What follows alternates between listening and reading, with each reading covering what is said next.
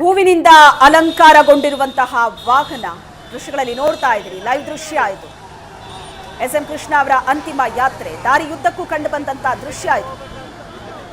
ದಾರಿಯುದ್ದಕ್ಕೂ ಜನ ನಿಂತಿದ್ದಾರೆ, ಅಭಿಮಾನಿಗಳು, ಬೆಂಬಲಿಗರು ಹೂವಿನ ವಿದಾಯವನ್ನ ಹೇಳ್ತಾ ಇದ್ದಾರೆ. ಕೈಯಲ್ಲಿ ಹೂಗಳನ್ನ ಹಿಡಿದು ತಮ್ಮ ನೆಚ್ಚಿನ ನಾಯಕನಿಗೆ ಘೋಷಣೆಗಳನ್ನ ಕೂಗೋದ್ರ ಮೂಲಕ, ಹೂವಿನ ಅರ್ಪಣೆ ಮಾಡೋದ್ರ ಮೂಲಕ ಅಂತಿಮ ನಮನವನ್ನ ಸಲ್ಲಿಸ್ತಾ ಇದ್ದಾರೆ. ಲೈವ್ ದೃಶ್ಯಗಳಲ್ಲಿ ನೋಡ್ತಾ ಇದ್ದೀರಿ. ಹುಟ್ಟೂರು ಸೋಮನಹಳ್ಳಿಯತ್ತ ಎಸ್.ಎಂ. ಕೃಷ್ಣ ಅವರ ಅಂತಿಮ ಯಾತ್ರೆ ಹೊರಟಿದೆ.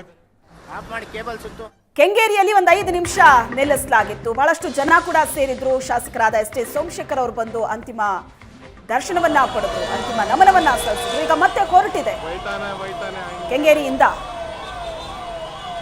ಕೃಷ್ಣ ಅವರ ಪಾರ್ಥಿವ ಶರೀರವನ್ನ ಹೊತ್ತಂತಹ ವಾಹನ ಅವರ ಹುಟ್ಟೂರು ಸೋಮನಹಳ್ಳಿಯತ್ತ ಹೊರಟಿದೆ. ಸೋಮನಹಳ್ಳಿಯಲ್ಲಿ ಅಂತ್ಯ ಸಂಸ್ಕಾರಕ್ಕೆ ಎಲ್ಲ ಸಿದ್ಧತೆಯಾಗಿದೆ.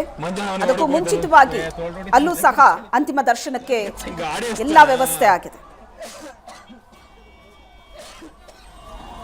ತಮ್ಮ ಊರಿನ ಮಗನನ್ನ, ತಮ್ಮ ನೆಚ್ಚಿನ ನಾಯಕನನ್ನ ಕಳ್ಕೊಂಡಂತಹ ಸೋಮನಹಳ್ಳಿಯ ಜನ ಕೂಡ ದುಃಖದಲ್ಲಿದ್ದಾರೆ. ಅಂತಿಮ ದರ್ಶನ ಪಡೆಯೋದಕ್ಕೆ ಕಾಯ್ತಾ ಇದ್ದಾರೆ. ಹುಟ್ಟೂರಿನತ್ತ ಎಸ್.ಎಂ. ಕೃಷ್ಣ ಪಾರ್ಥಿವ ಹೊರಟಿದೆ. ಅದರ ಲೈವ್ ದೃಶ್ಯಗಳಲ್ಲಿ ನೋಡ್ತಾ ಇದ್ದಾರೆ.